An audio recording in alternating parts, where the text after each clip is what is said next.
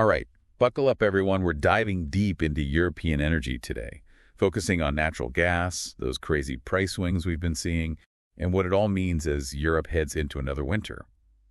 We've got a really interesting mix of sources for this deep dive.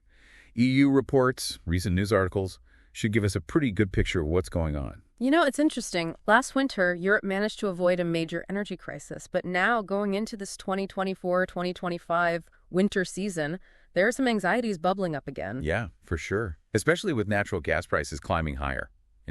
Definitely making people nervous, especially with demand going up as it gets colder. And it's not just talk, it's already happening. One report said that in the first 2 weeks of November, Europe burned through almost 4% of its stored gas. Just from that early cold snap, significant amount gone so quickly. 4% already, wow. Really puts things in perspective. So does this mean Europe's on the brink of another energy crisis? I think a lot of people are feeling that sense of, like, here we go again. To really understand what's happening now, we need to compare it to last winter. Europe managed to fill its gas storage to 90% capacity ahead of schedule. It helped ease those fears of shortages and huge price hikes, remember? It was the big relief back then, but it seems more like a temporary fix now, especially with those reports saying storage levels could drop below 50% by spring 2025. Refilling that storage is going to be a massive challenge and super expensive, right? You got it. Huge pressure on the energy market. And then you've got the Russia-Ukraine conflict still impacting everything. It's a constant reminder of how fragile things are, even with all the efforts to reduce reliance on Russian gas. Absolutely. Look at what just happened with Gazprom, Russia's state-owned energy giant. They halted gas flows to Austria because of a payment dispute. It just shows you Russia is still willing to use energy as leverage. Feels like a warning shot almost. A reminder of how much influence Russia still has. So what does this mean for Europe's energy security going forward? That's the big question, and it gets even more complicated. Because that transit deal, the one that allows Russian gas to flow through Ukraine, that expires January 1st, 2025. If they don't renew that, a big chunk of Europe's remaining Russian gas imports could disappear overnight. So even though Europe's dependence on Russia has gone down, losing those pipelines would be a huge blow. Probably send shockwaves through the market, more price spikes likely. No doubt about it, make an already tight market even tighter. And this brings us to LNG, liquefied natural gas. It's been a key part of Europe's strategy to diversify, get gas from other sources. Right, LNG. I keep hearing about it, but then there are these reports about summer gas prices being higher than winter prices, which just seems strange. What's the deal with that? That's a crucial point. It shows a potential problem. Those high summer prices, even before peak winter demand, it means global LNG supplies are already stretched thin. So even before we hit peak winter, there's already a scramble for those LNG shipments. Exactly, and it's not just Europe trying to buy it. Asia is a big consumer of LNG too, so Europe might have to get into bidding wars, driving prices even higher. Wow, that would really set back Europe's efforts to stabilize things. If they have to pay a premium for those shipments, it's going to mean higher costs for everyone.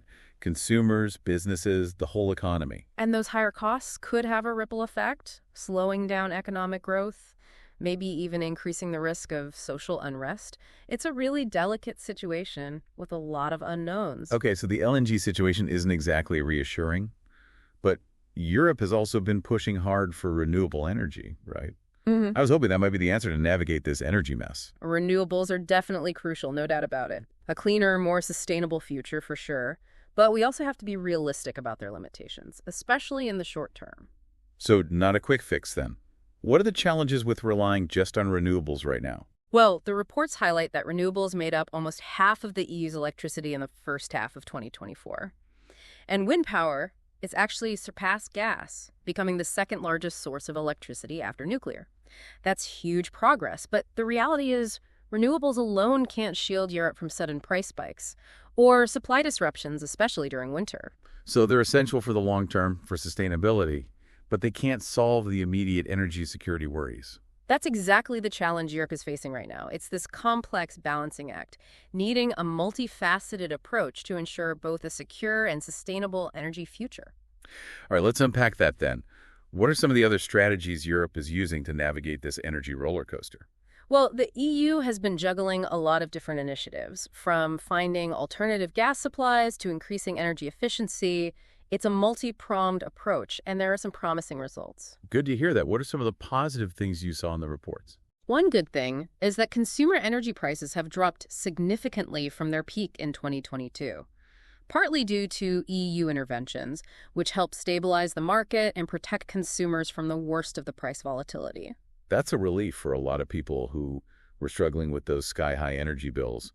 What else are they doing to help consumers?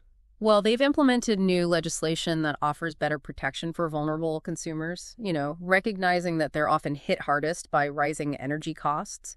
Definitely a step in the right direction. But I'm guessing there are also areas where the EU needs to do more, right?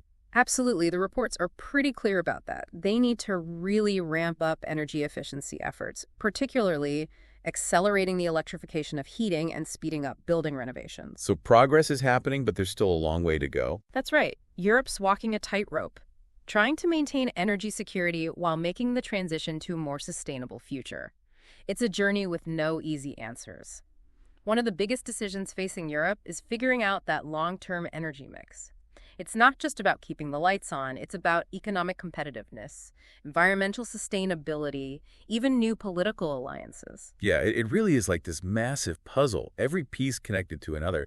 And one piece that always seems to spark debate is nuclear power.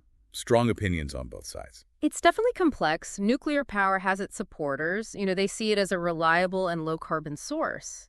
But there are valid concerns, safety of the plants and the long-term issue of waste disposal. Yeah, those are big concerns. The reports we looked at seem to suggest that nuclear power could be a significant part of the solution. What's the thinking behind that? One of the main arguments is that nuclear can provide that stable baseload of electricity, which is really important to balance out renewables like solar and wind, which are intermittent. Right, because they depend on the weather. Exactly. So on sunny or windy days, you rely more on those, and when the sun sets or the wind dies down, nuclear can fill that gap. Makes sense. It's about creating a flexible system that can adapt. But what about the cost? Building new nuclear plants is super expensive and takes forever. That's true. Big upfront investment and a long-term commitment. But the argument is that the long-term benefits, the energy security and reduced emissions, outweigh those initial costs. So it's a trade-off, short-term costs versus long-term gains. What about the EU's overall stance on nuclear? Is there a unified position? It's actually quite divided. The EU doesn't have one clear policy on nuclear energy. Some countries, like France, have always relied heavily on it, while others, like Germany, are phasing it out. Wow, that makes decision-making really tough. How do they even find common ground on such a controversial issue? It's a lot of compromise, balancing competing interests. It leads to some interesting dynamics, for sure. Well, one thing that seems to get less pushback is energy efficiency. The reports really emphasized reducing consumption as a key part of the solution. Absolutely. Energy efficiency is like the low-hanging fruit of energy policy.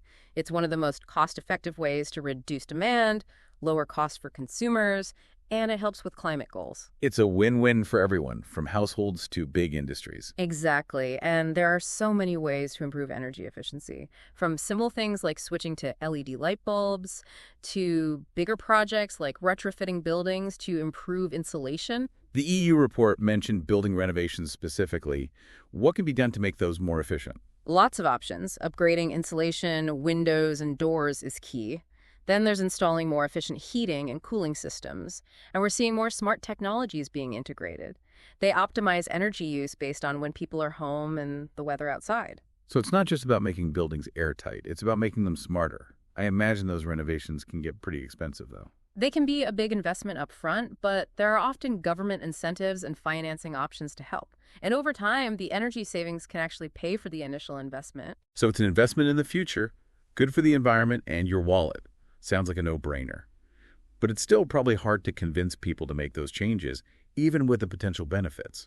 You're right. Changing behaviors and adopting new technologies is always tough. It takes a combination of education, awareness campaigns, and those financial incentives. And probably a lot of patience, too. Exactly. Creating a long-term vision for a sustainable energy future. And taking those steps one by one to make it happen. So what are some of the next steps on Europe's energy journey? Where do we go from here? A few key areas are going to be critical in the coming years. First, Europe needs to keep diversifying its energy sources. That means finding new gas supplies, both pipelines and LNG imports, from reliable partners. They've already started doing that, right? Reaching out to countries like Norway and the U.S. Yeah, and they've been exploring options in North Africa and the Middle East, too, broadening that portfolio of suppliers. But it's not just about new supplies. It's also about making sure they're affordable. especially with all the volatility in energy prices. Absolutely, and that's where energy pricing gets really interesting. The EU's been looking at different ways to stabilize gas prices and protect consumers from those crazy price swings. That sounds complicated. How are they trying to do that? One big initiative is creating a European gas purchasing platform.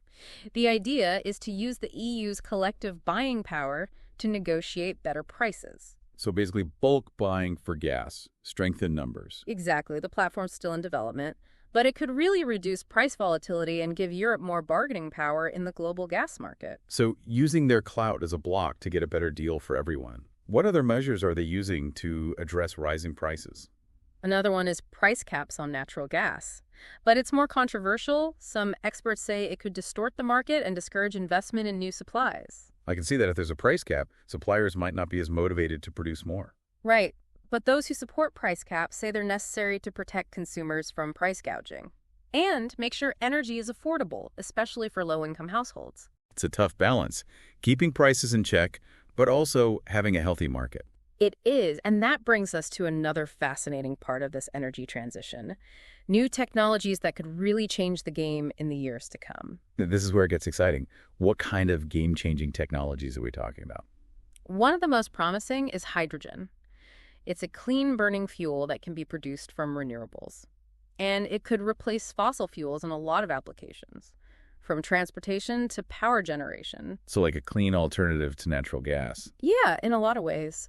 But hydrogen technology is still early. There are still technical and logistical hurdles to overcome. But if they can solve those challenges, it could be huge. For sure. And there are other emerging technologies too, like advanced battery storage systems and carbon capture and storage, which captures carbon emissions from power plants and stores them underground. It's amazing to think about all the innovation happening right now.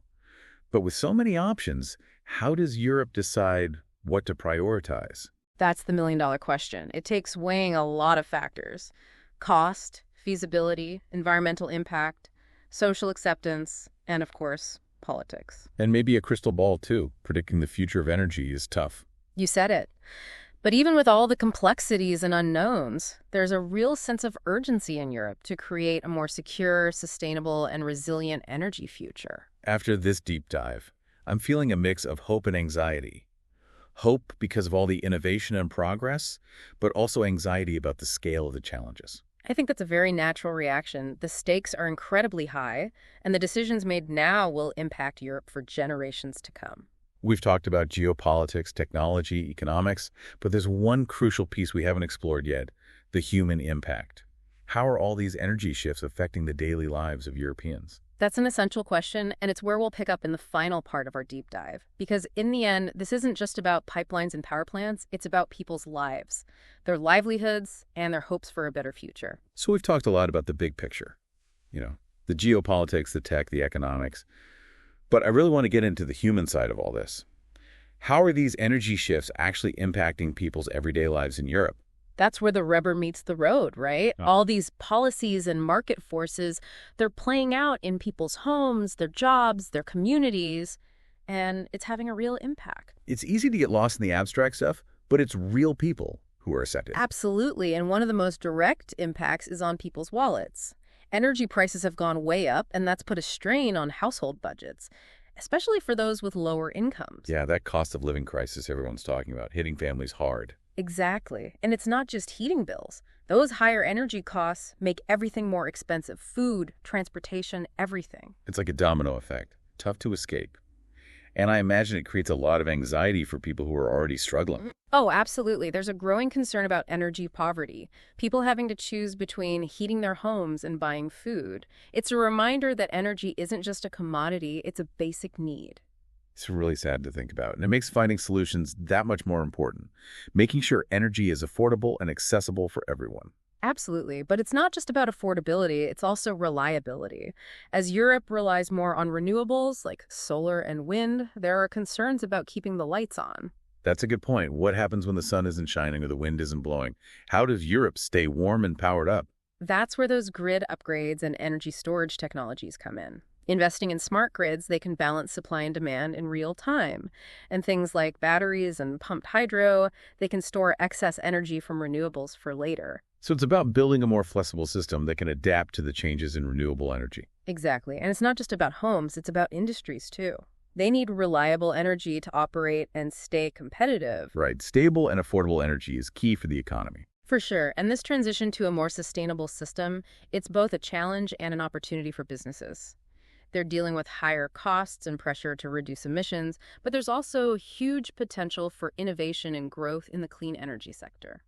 Sounds like a time of big changes, but also a lot of potential. Exactly. And it's affecting jobs, too. New jobs are being created in areas like renewable energy installation, energy management, green tech. So it's not just about the environment, it's about creating new opportunities for people. Right. And it's also bringing communities together. We're seeing people working on local renewable energy projects, improving energy efficiency in their neighborhoods, supporting each other through these changes. That's really inspiring. It shows that we can make a difference at the local level. Absolutely. And that's really what this whole deep dive has been about, exploring the challenges and opportunities of Europe's energy situation and understanding the choices we have. We've covered so much: the geopolitics, the technology, the economics, and the human stories. And it's important to remember that this is still unfolding. The future of European energy is being written right now, full of uncertainties and possibilities. But the decisions made today will have a lasting impact. So what's the main takeaway for our listeners? What should they be thinking about? If we look at everything we've discussed, the big message is this: Europe is at a crossroads, facing huge challenges, but also amazing opportunities. It's going to take bold decisions, creative solutions, and a lot of collaboration to build a secure, sustainable, and fair energy future for everyone. That's a really powerful message. It reminds us that we all have a part to play in this transition, whether it's making changes in our lives, supporting good policies, or just staying informed. Well said. And let's not forget about the people at the center of this. This is about their lives, their hopes, their dreams for a better future. Thanks for joining us on this deep dive into European energy. We hope you learned something new, gained a better understanding of this complex issue, and maybe even feel inspired to take action. Until next time, keep learning and keep exploring.